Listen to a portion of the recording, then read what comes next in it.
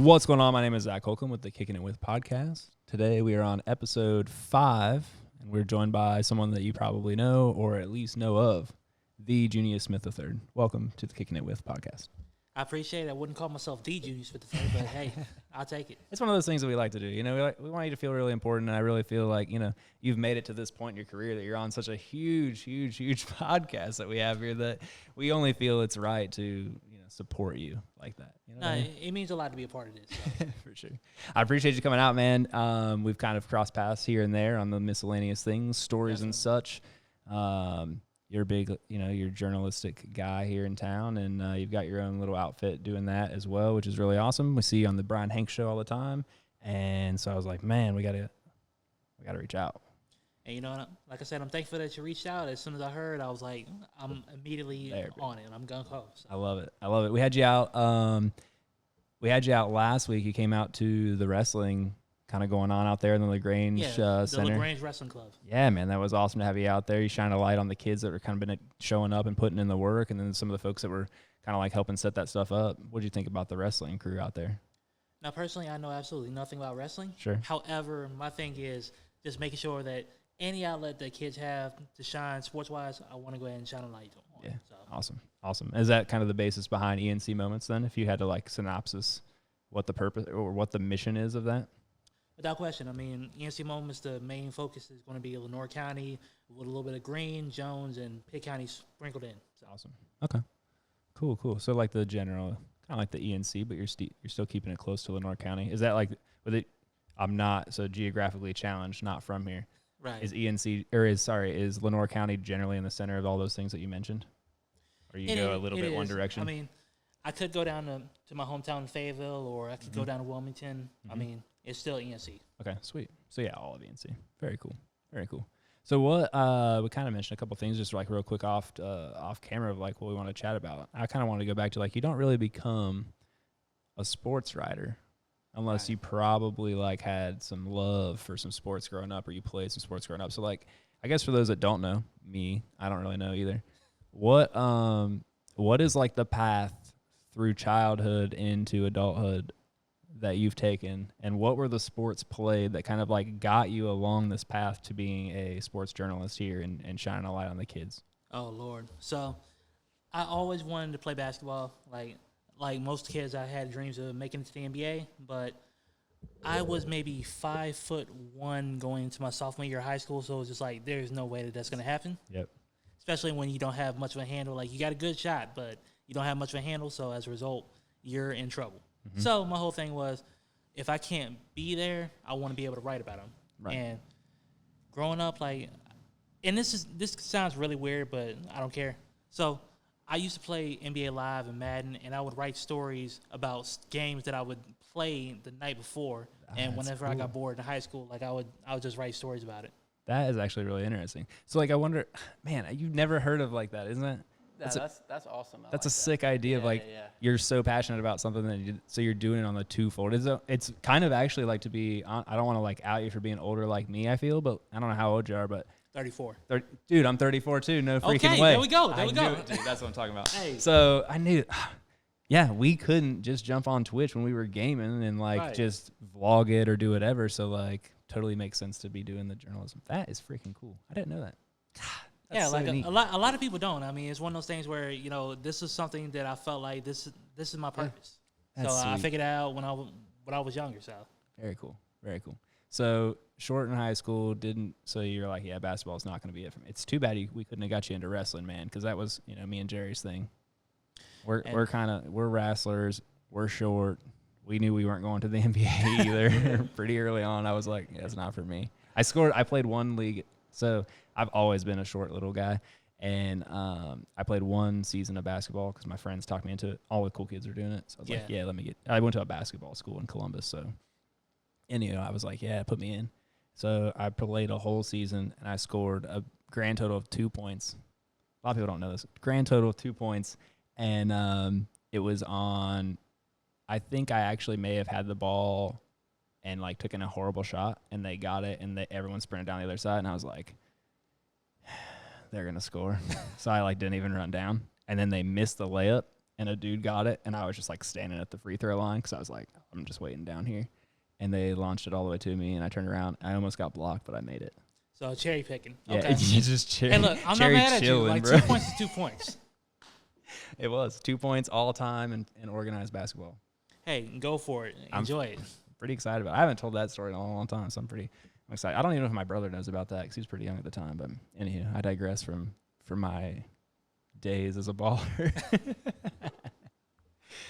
So when I moved down here, pretty early on, I moved down here to like in the fall of 2019, and I feel like ENC Moments maybe got kicked off in the winter of 2019, early 2020, fall of 2019. Actually, closer to the winter. So November 20th, 2019 is when ENC Moments officially started. Awesome. Okay, so we're almost there, almost on the big 3-year anniversary. We're in the month right now. It's crazy. Like I nuts. never would have thought it. Yeah. I never would have thought it. Like I thought that ENC Moments would probably make it 6 months. Yeah, just like that'll get me to my next thing, and then, but no, here it is. Yeah. And it looks, at least from now. I mean, dude, you're posting a ton. You put up like 3 or 4 posts like pretty regularly. During the week. I mean, you're doing what you can do, but it's tough. But it's one of those things where it's just like you want to make sure that you got the pulse of it. Yeah. So. One man crew. Or you got some guys helping you out. What's the scene look like? So the thing about it is like the misconception is like I'm a one man crew, but you know everybody's got their force behind them. You know, I'm thankful to have guys like Keith Spence that'll help me out for football.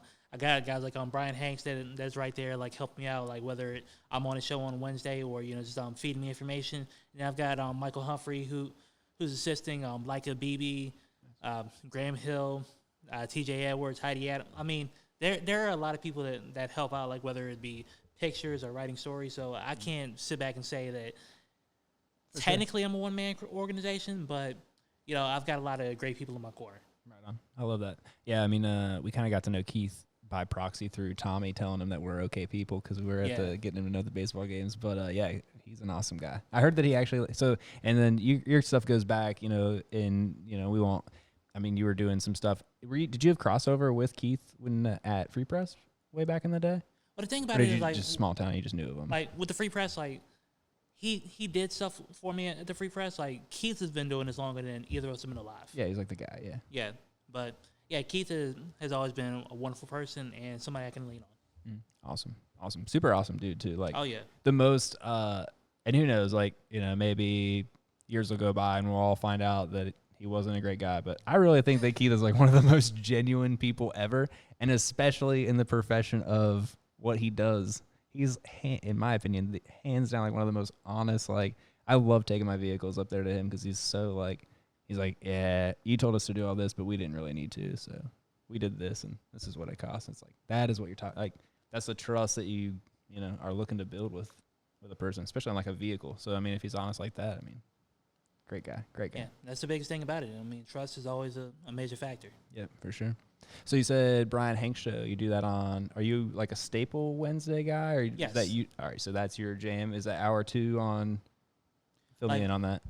I do hour 1. So okay, basically, I say around like from 7:15 to 7:35, or sometimes later. Okay, sweet. So that's every Wednesday, 7:15 to 7:35. You can catch it. What's the off the? We can do a shameless plug. What's the Yeah, WRNS The Bull. So WRNS960thebull.com, I believe. So okay. Very cool. And then he always posts them like he's got the Facebook page. I think he's got it on SoundCloud, so you can always catch it on there too. So I love the freaking Brian Hanks show, man. I remember he started. When did he start that? Like right around the same time? Yeah, around the same time. Yeah, I remember that right when I got here. I remember. Very cool stuff. Very cool stuff. I like how you guys work in conjunction and kind of help each other out too. I mean, it's just like the common networking of sports reporting and all that. It's very nice stuff. Well, the thing about it is Brian is my mentor. I mean, gotcha. He was the editor when I was at the Free Press, like working as a government writer. So he's the one that hired me. And a lot of people didn't want to give me a chance because at the time, like, I was dealing with some stuff in Fayetteville, and it was just like I was relatively unproven. Sure. And Brian was really the one that stuck his neck out, got me out there, and I feel like I've shown my abilities. No, awesome. I definitely think so too. Absolutely. We've got, let's see what else we want to chat about. You want to keep going on ENC? I know we've kind of like talked about it, about like kind of doing a little Additive America partnership or a sponsorship for the wrestling stuff coming up right here in the wintertime. I'm pretty excited about that. I think it's going to be really cool to get some extra shine on the wrestling folks because, I mean, it's not one of the most glorious sports out there, and plenty of people care about basketball, and there's plenty of a light on it in football and all the major sports. I know you're really big into the volleyball scene. Tell me a little bit about the girls' volleyball this fall. I know you got the letters to the team. You told me you originally started showing up. This is where I feel like we're going to really get it going here in the next 2 or 3 years. You said that you originally showed up with the ENC moments, didn't really know a ton about volleyball, but now I feel like you do. I tell people on a regular basis I have no idea what I'm doing most of the time. Like, the only sports that I'm 100% about, basketball, football, and I guess baseball and softball. Okay. Like, for volleyball, when I first became the sports editor at the Free Press in 2015, I didn't know what a libero was. Gotcha. So, what's the libero, for those that don't know? defensive specialist. Okay. So that's the person, like the one that subs in and out? Yeah, that's the one that wears the different jerseys and everything. Okay. So they're basically, they're never on the front line.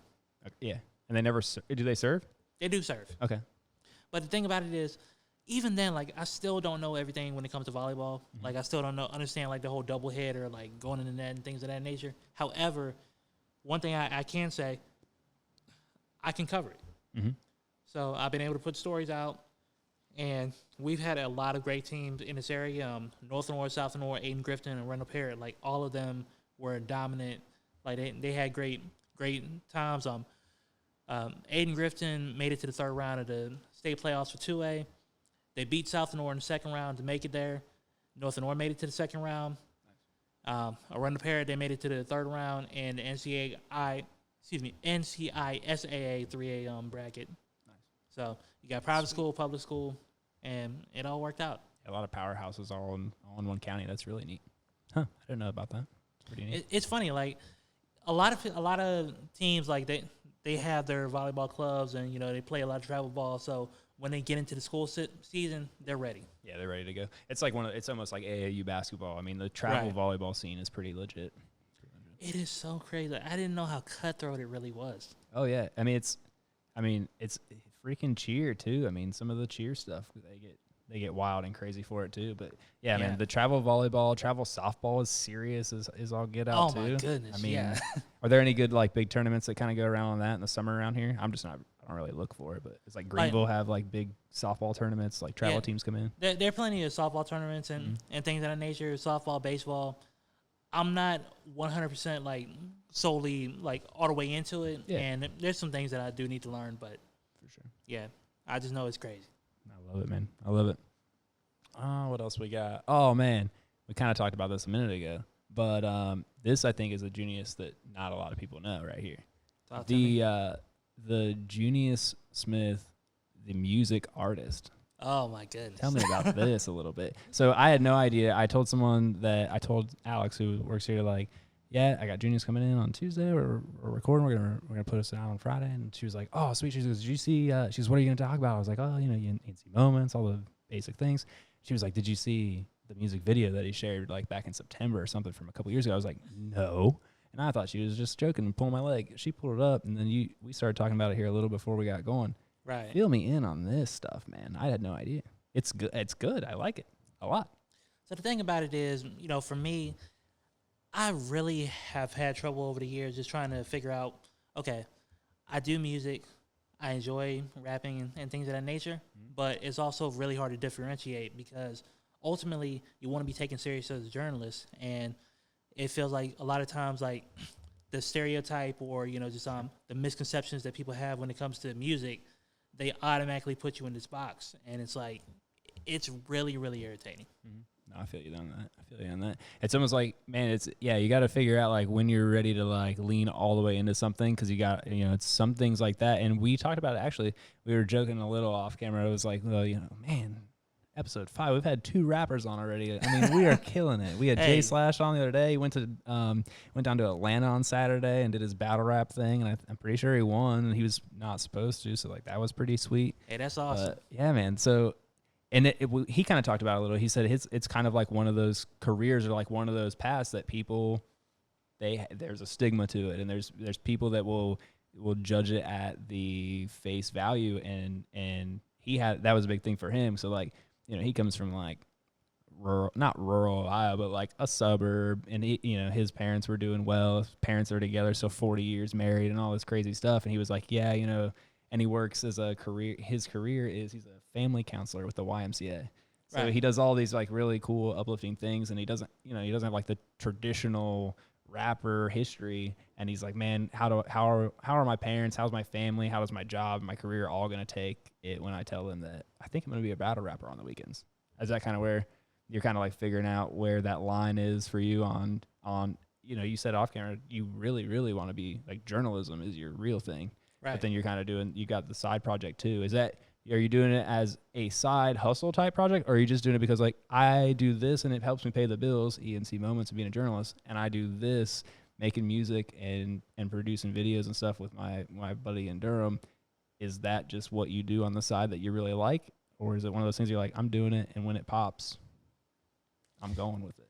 It's weird because honestly, I do music nowadays for fun. I mean, everybody, like when I was younger, of course I wanted to quote unquote make it, but my whole thing was right now I want to have fun, and I feel like, you know what, I'm good at it, so I might as well just have some fun with it. Like, it's a nice icebreaker when I go out to meet people and things of that nature. And it's one of those things where even though the stigma is what it is, I'm not the type of person that's going to sit back and dress up for anybody. I mean, like, even my style and everything, like, this is just who I am. So yeah, just being yourself. That's what we love here. Big fans of that. Just owning that this is me, and I'm going to do this every single day. And it's because it's all stuff that I really, really like. And that's the most important factor right there. It is. It, like you said, it's the making music after doing the other things all day. You're doing what you've been doing since you were younger because it's what you like. And then your side thing, or what you're doing for like a release or for fun on the side, something that you love, and it's still something that can get you places too. I mean, I love that. That's amazing stuff.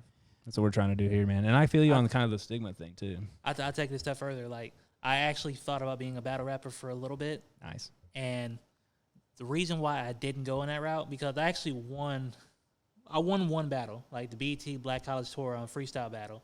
Okay. This was back in 2008, I want to say. But all right. The reason why I didn't really get into it is because you have to fight. Like, you really have to fight, because I know myself, like, I know some of the things that I say, like, even as a journalist, like, some of the things that I say can get under somebody's skin. Sure. And it's like, yeah, you're going to have to knuckle up with somebody. And after a while, like, especially at this age right now, you got too much to lose to get into a dust up with somebody. So, yep. No, I hear you. I mean, literally just, God, dude, we were just literally talking about this a minute ago down the street, me and my brother. Takeoff got killed today, or last night. Like, if you don't know, we talk about some rap stuff here. Migos, 3 guys, one of them, Takeoff, 28 years old. Him and Quavo, 2 of the guys of the 3-man group. You might know the other guy. Offset, yeah. Offset, he's married to Cardi, so there you go. Yeah. Is still, who knows? Always ever changing. But anywho, we were just talking down the street. Imagine coming up the way that most people in the rap game come up, and you're just clawing and toothing the whole life to get there. You make it. You freaking are one of the Migos. You've popped. You've got enough cash that you're pretty much set for life.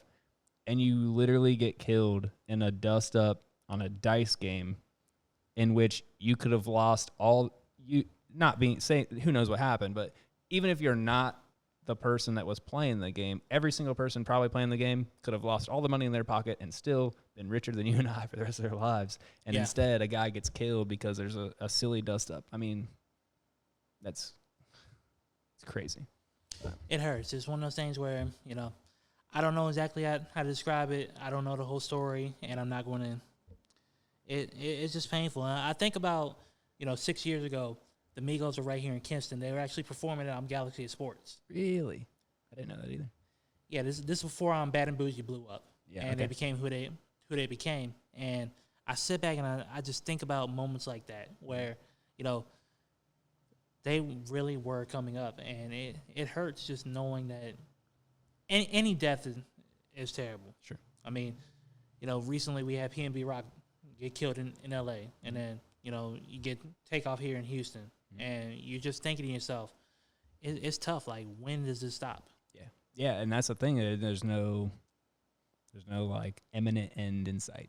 It's baked into the goods almost. Yeah. With that scene.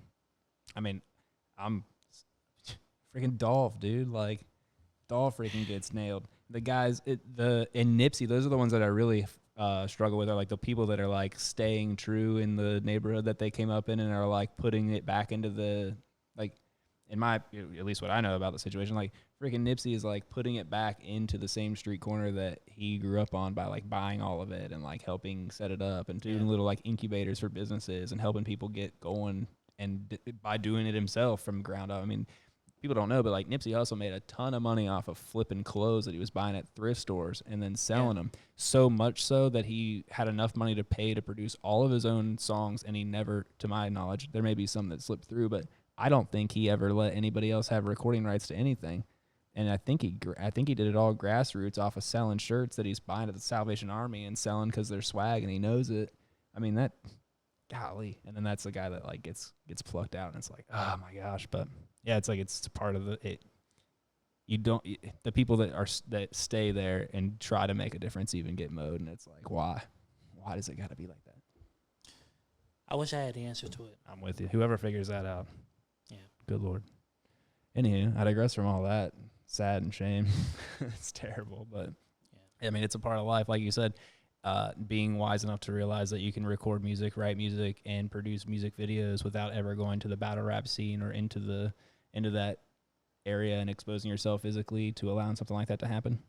Pretty smart move, I would say, my man.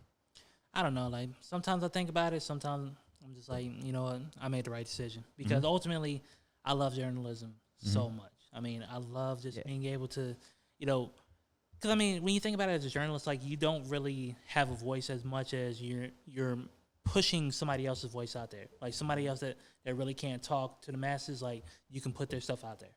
And I enjoy that. Yeah, the ability to amplify the efforts of people that are generally unseen or unrecognized is like a superpower.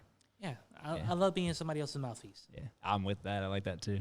That's a good point. And I'm kind of with you on that, man, on like a little bit of the figuring out how far you want to go down another road of something that makes you happy, because you've got this other thing set up and it's really going, and you don't want to mess that up. And I'm definitely fighting a little bit, or definitely I'd say in the last year fought a little bit of it. And now I'm kind of getting back out of it. I'm back on my like just doing the stuff that makes Zach happy in the after hours. Like out of America's plenty stressful enough, but you know, I'm trying to find my way of getting back into like doing pods and how far do we go on some of these podcasts, and how we talk with different folks from all sorts of different things, and some things are polarizing, and it's like, you know, my dad will get on me and be like, just shut up and do your thing and just quit being an idiot.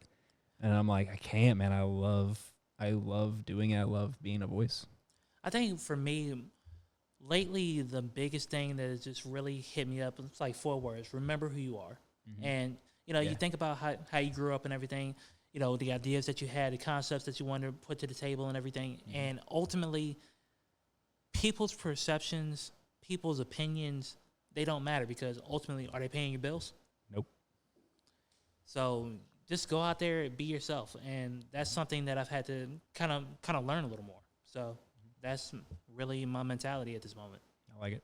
I like it. Leaning into you, man, because there's nobody that's got your back like yourself. And exactly. You know, another cool thing on that is like, you just, the intuition of like just doing what your gut tells you, and as long as it's stuff that makes you happy. My biggest thing that got me down here was I was doing something every single day. I was showing up in a building that when I got to the street where I had to turn left to go down the street to where the building was at the end of the road, as I pulled up and slowed down, turned on my turn signal, I would get this like gut wrenching feeling of like, this is the last thing that I want to do right now.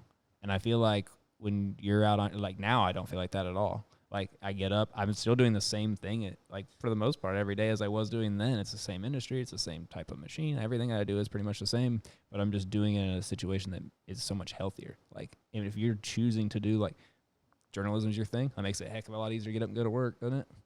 Definitely. I mean, I just love being able to go out and, you know, just interact with kids, and especially doing things that I love. Like, I don't mind, like, I love covering basketball, I love covering football, and then, like, volleyball just turned into one of those things where it's just like, you know what, I didn't play it, I don't know it that well, but, hey, they like it. Same with soccer, and then, like, baseball, softball. I will tell kids, I don't like baseball, I don't like softball, but I appreciate y'all. So that's why I'm out here just, it doesn't matter. It really doesn't. Rolling here. We do this fun thing that we like to do towards the end. We've kind of, we like to dabble in it as we go because the whole point of us having you on is to find out more about you and what you got going on and then spread the word of those things to as many people as we can and hope that you make it big. So I appreciate it. Man, yes, we knew that guy. And you know what? I hope y'all make it big so I can say, man, I was on that podcast early. I'm telling you, bro, we'll have you on all the time. We really will. So we do this little session towards the end. It's called, it's one of my favorites, Shameless Self-Promotion. Let's go. So I know you got a bunch of things going on. I want you to rip from the top. Give the folks at home and give Jerry a real easy rundown so he can make a real pretty graphic of all the ways that you're impacting the world. Okay. Well, I don't have a whole lot of ways that I'm impacting the world, though. But you do. So, right very now, modest, the website, ENC Moments, so encmoments.com. Please go to that website. Like, read a story. If you want to make a donation, please make a donation. If you want to be a sponsor, I've got my email, encmoments@gmail.com. We can talk things out. And then we talk about music a little bit. I'm putting out a project called Remember Who You Are. Yes. December 23rd. So, Lord willing, it'll be certainly worth it. Kids, do not listen. There you go. Where do the adults find that instead of the kids? Where do they find that to listen to? But ultimately, my whole thing is just journalism is my biggest thing, and I'm just hoping that people are able to leave those misconceptions alone. For sure. Support the genius for the genius that he is, and, he's remembering who he is, so, right. Support that too. Well, you had a little question? Yeah, where do we find the music that's dropping the 23rd? It'll be on all streaming platforms, so Spotify, Apple, Google, like all that good stuff. That's what I'm talking about. Sweet, dude. Sweet, sweet, sweet. I think that's everything we got there for your shameless self-promotion. I can't think of anything else. Oh, your other shameless self-promotion. Every Wednesday from 7:15 to 7:35 on 910 The Bull. Did I nail that? 960 The Bull. 960 The Bull. We'll clip it. We'll make it sound good so like I nailed it the first time. Okay. Oh, cool, man. 960 The Bull on Wednesdays on the Brian Hank Show. Flourish season, I think, is that the Venmo or the Cash App? That is the Venmo. Venmo, Flourish season. Actually, no. The Venmo is Junious Smith 3rd. Okay. Cash App is Flourish season. I'm sorry. There you go. See, I'm just trying to make sure, man. We're trying to get all those plugs in, all the plugs in. So yeah, that was Junious Smith the third, man. I really appreciate you coming on, especially like so quick. I hit you up and you're like, yes, in I think 36 hours. Here we are. So super awesome way to be available. It really does mean a lot. Awesome. For sure, man. I mean, you're one of the guys that's been here and been doing things in this town long before I ever got here. And you're one of the people that I remember when I got here that I was like, man, that guy's making it. He's shaking and baking on social media. And I remember you kicking off ENC Moments and being like, that's what I'm talking about. That's a guy right there that's just taking some chances and stepping out and going for it. And just, I love it. So, yeah. It's a serious risk. And I mean, like, even now it's a serious risk. I mean, it's one of those things where it's just like, you don't know if you're going to be able to handle bills and things of that nature, but you're appreciative for the fact that you're still able to do journalism because, things being done conventionally right now is not exactly how things should go. So I've seen a lot of problems in the newspaper industry. I've seen a lot of problems like as far as like journalism in general. So I decided, you know what, just go on your own thing. Yep. Just pray that everything works out. And so far, I'm still here, so. Yeah, it usually does, man. I think, the world, or not the world because people think of people, but I would say the universe rewards those that risk it.